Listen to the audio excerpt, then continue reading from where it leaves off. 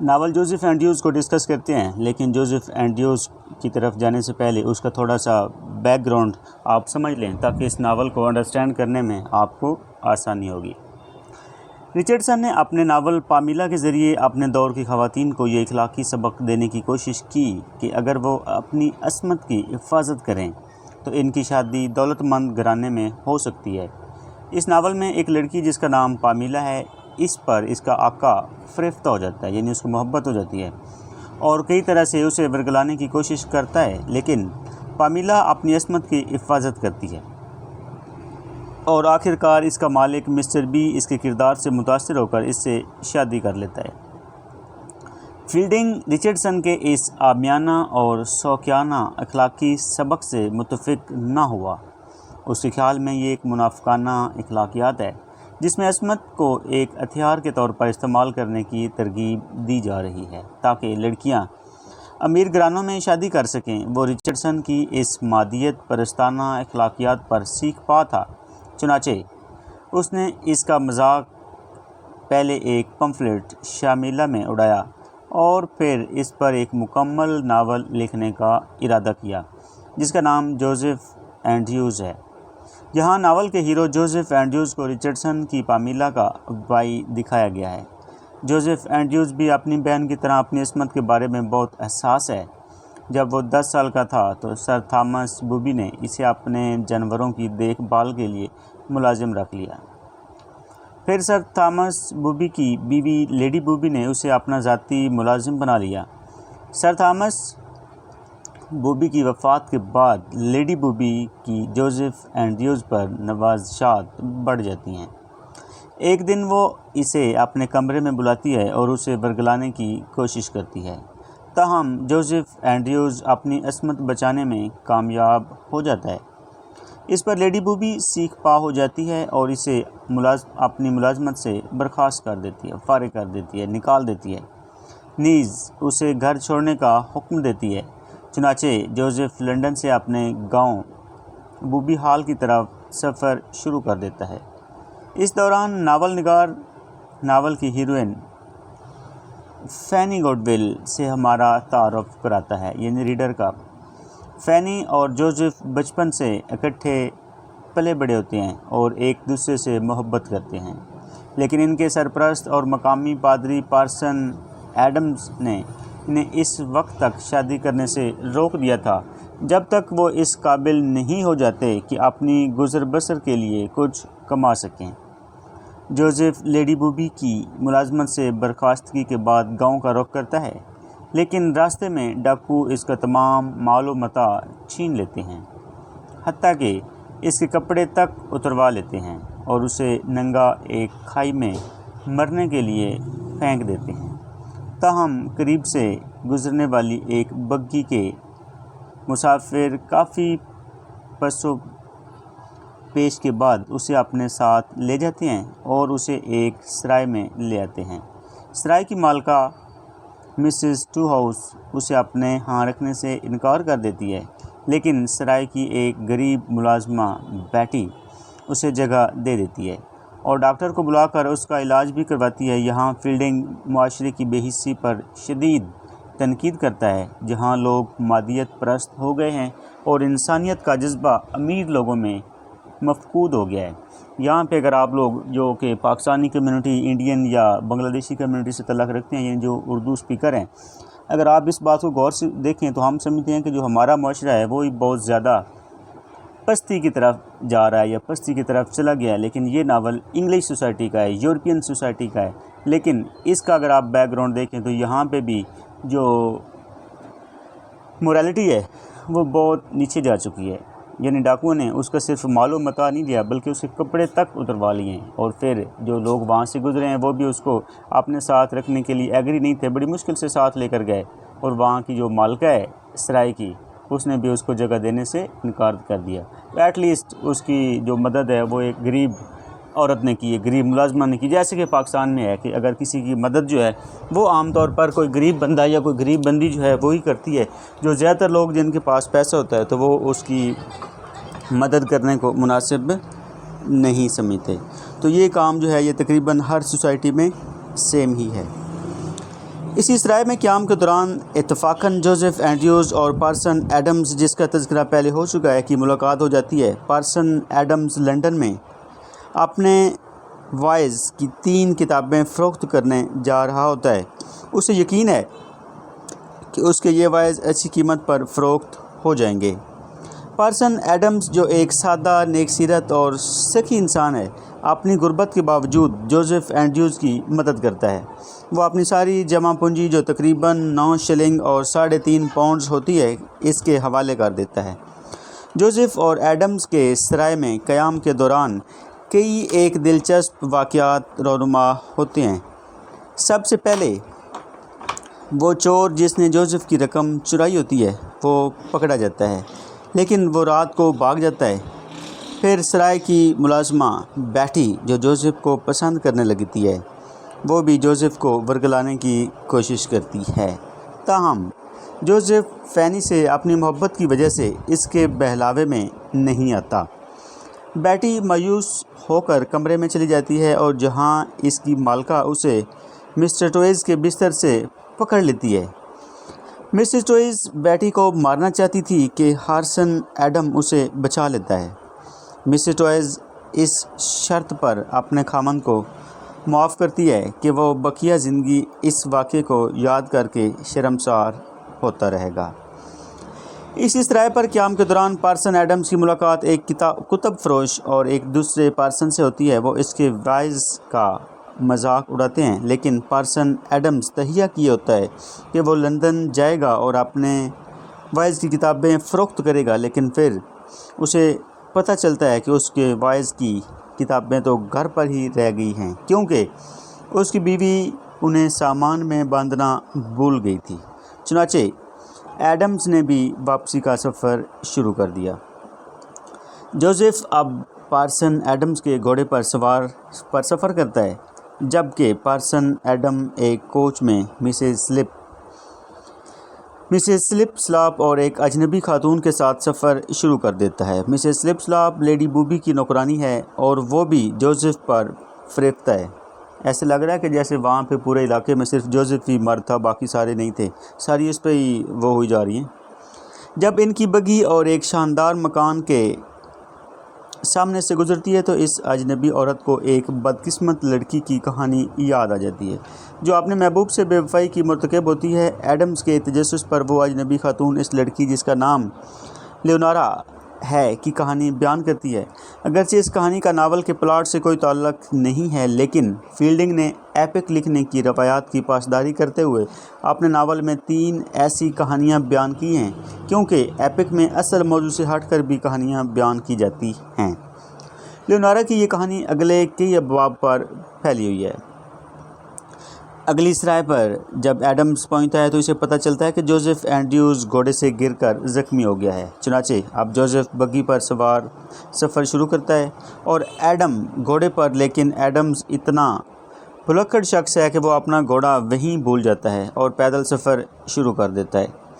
راستے میں وہ ایک شخص سے بہادری اور فرض کے موضوع پر بحث شروع کر دیتا ہے۔ یہ بحث اتنا طول کھینچتی ہے کہ اسے جوزف کی بگھی کے گزرنے کا احساس نہیں ہوتا اور وہیں رات آ جاتی ہے۔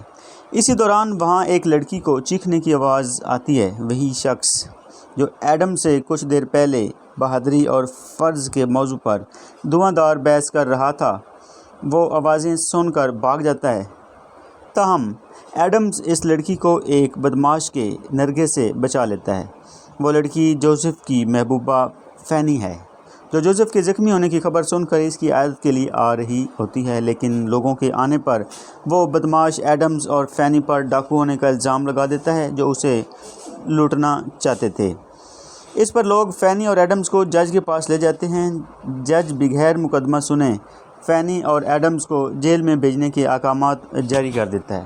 یعنی ان کا بھی جو عدالتی نظام ہے وہ بھی ہماری طرح ہی ہے کہ وہ جج یا انہوں نے اس کی بات غور سے نہیں سنی اور وہ بھی اس کو وہاں سے لے کر بھیج دیتے ہیں، جاؤ تم جیل میں جاؤ۔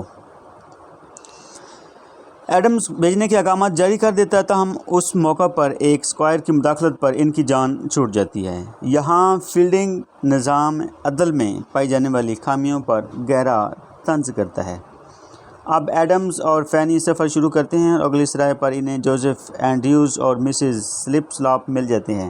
فینی کو دیکھ کر مسز سلپ سلاپ حسد سے کوئلہ ہو گئی اور سرائے سے رخصت ہو گئی۔ تاہم جب سرائے میں قیام کے واجبات ادا کرنے کا وقت آیا تو ایڈمز اور اس کے ساتھیوں کے پاس رقم کم ہوتی ہے۔ ایڈمز مقامی پارسن اور مختلف لوگوں سے ادھار لینے کی کوشش کرتا ہے، لیکن سب لوگ اس کا مختلف طریقوں سے مذاق اڑاتے ہیں۔ یہاں فیلڈنگ معاشرے میں پائی جانے والی بے حسی، خود غرضی اور منافقت پر گہری چوٹ کرتا ہے۔ آخر کار ایک غریب فیری لگانے والا اپنی کل پونجی ان کے حوالے کر دیتا ہے اور یوں ایڈمز اور اس کے دوست اپنا بل ادا کر کے سرائے سے رخصت ہو جاتے ہیں۔ اب جوزف، ایڈم اور فینی تینوں واپسی کا سفر شروع کرتے ہیں۔ راستے میں ایک جگہ وہ رک کر آرام کرنا چاہتے ہیں کہ انہیں آواز سنائی دیتی ہے کہ جو بھی آئے اسے مار دو۔ یہ سن کر وہ ایک قریبی گھر میں پناہ لینے کے لیے بھاگتے ہیں۔ گھر کا مالک مسٹر ولسن ہے جو انہیں اندر لے جاتا ہے۔ مسٹر ولسن ان کو بتاتا ہے کہ دراصل یہ بھیڑیں چرانے والوں کا ایک گروہ ہے جو کسی انسان کو نہیں بلکہ بھیڑوں کو قتل کرنے کی بات کر رہا تھا۔ ایڈمز اور اس کے ساتھی مسٹر ولسن کے ہاں رات گزارتے ہیں۔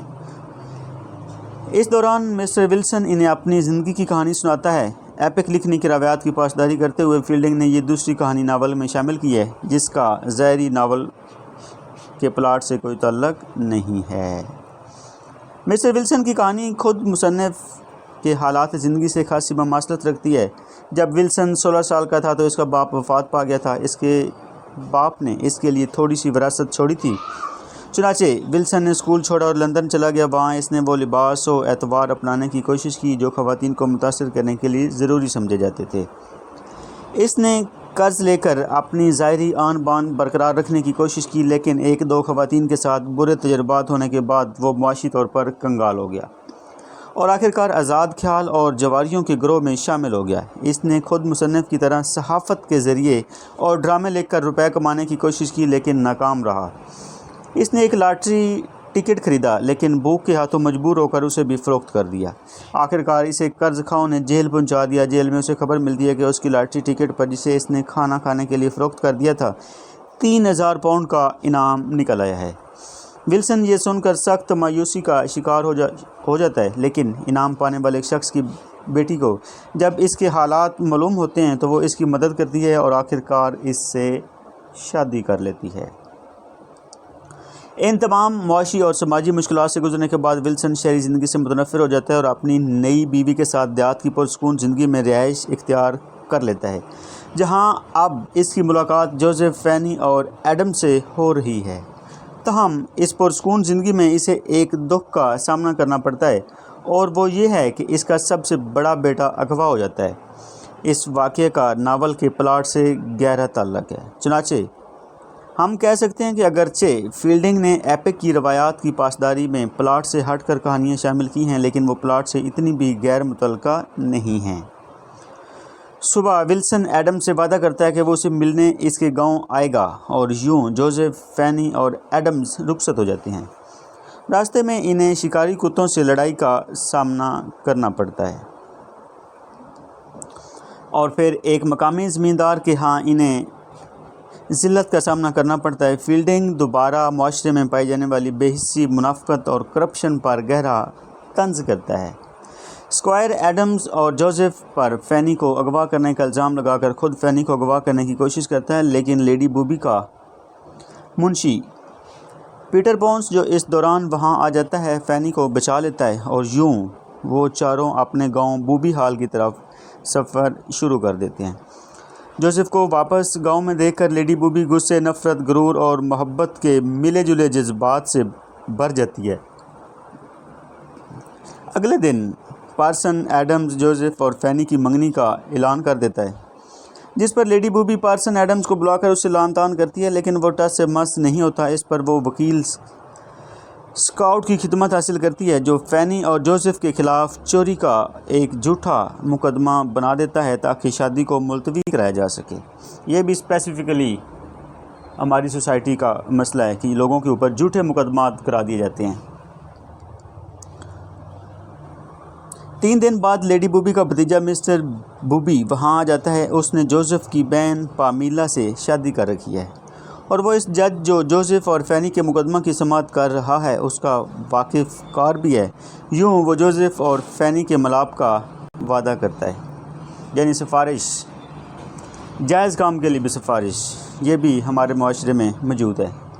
एडम्स जोसेफ को अपनी किस्मत पर सब्र करने की तलकीन करता है और उसे नसीहत करता है कि वो खुदा की मर्ज़ी को कबूल करे और अपने जज्बात पर काबू पाए।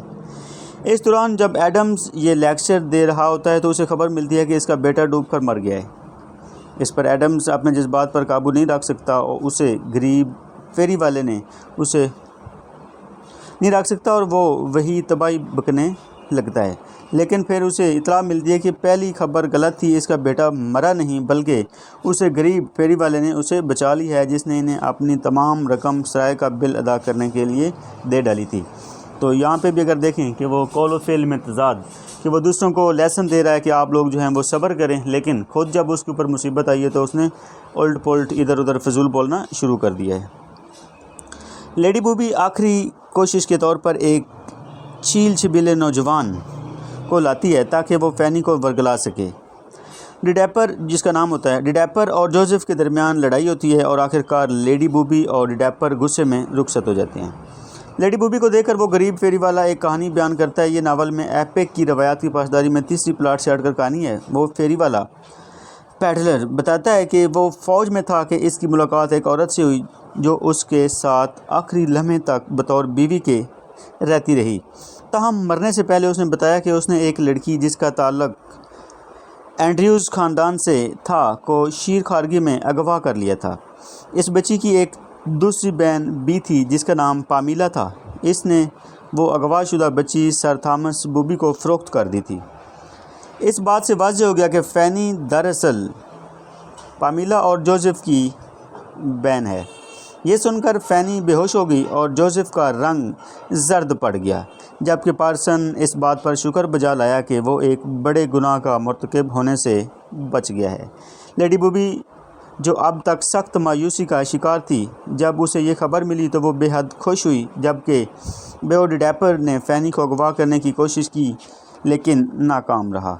अगले दिन पामीला के वालिदैन गैफर और गैमर एंड्रयूज़ वहाँ आए। मिस्टर एंड्रयूज़ ने अपने किसी भी बच्चे के अगवा हो जाने के वाक़े की तरदीद की, लेकिन मिसेस एंड्रयूज़ ने फ़ौरन फ़ैनी को गले लगा लिया। इसने बताया कि दरअसल इसकी बेटी पैदाइश के फ़ौरन बाद खो गई थी, लेकिन चुनांचे इसका खावन इस वक्त शहर में ना था और वो लोग जिन्होंने इसकी बेटी की अगवा किया था वो इसकी जगह एक बीमार लड़के को डाल गए थे। इसलिए इसने इस बात को अपने खावन से छुपाए रखा और इस लड़के के यानी जोसेफ के अपने बेटे की तरह परवरिश की। मज़ीद पूछने पर पता चला कि इस लड़के के सीने पर स्ट्रॉबेरी का निशान था।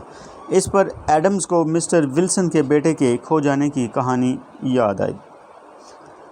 इत्तेफाक से मिस्टर विल्सन इस दौरान खुद वहां आ गए और इन्होंने जोसेफ को फ़ौरन अपने बेटे के तौर पर पहचान लिया। यूँ सब ने खुशी का और हैरत का इज़हार किया, सिवाय लेडी बूबी के जो गुस्से में वहाँ से रुखसत हो गई। आखिर मिस्टर बूबी की कोशिशों से जोसेफ और फ़ैनी की शादी हो जाती है। मिस्टर बूबी पार्सन एडम्स को भी 130 पाउंड सालाना का गुजारा अलाउंस देने का ऐलान करती है, जबकि लेडी बूबी वापस लंदन लौट जाती है, जहां की रंगीनियों में वो जल्द ही जोसेफ को भूल जाती है। जोसेफ अपनी बीवी को जहेज़ में मिलने वाली रकम से थोड़ी सी ज़मीन खरीद देता है। मुसन्निफ़ आखिर में रिचर्डसन के नावल पामीला के हवाले से तंज़िया कहता है कि ये कहानी का इख्तिताम है और इसके बाद कोई और अंजाम ना होगा। तो ये तो थी समरी इसकी। ये काफ़ी लेंथी नावल था और समरी भी डेफिनेटली उस हिसाब से लंबी थी। अगर आपने अभी तक मेरा चैनल सब्सक्राइब नहीं किया हो तो आप चैनल को सब्सक्राइब कर लें ताकि अगली वीडियोस भी आप तक पहुंचती रहें। तो इससे रिलेटेड जो अगली वीडियो होगी वो होगी इसी नावल के पॉपुलर किरदार, यानी इस नावल के किरदार के ऊपर, करैक्टर्स के ऊपर जो अगली वीडियो है वो बनाई जाएगी। तो मिलते हैं अगली वीडियो में। अपना ख्याल रखिएगा। अल्लाह हाफ़िज़।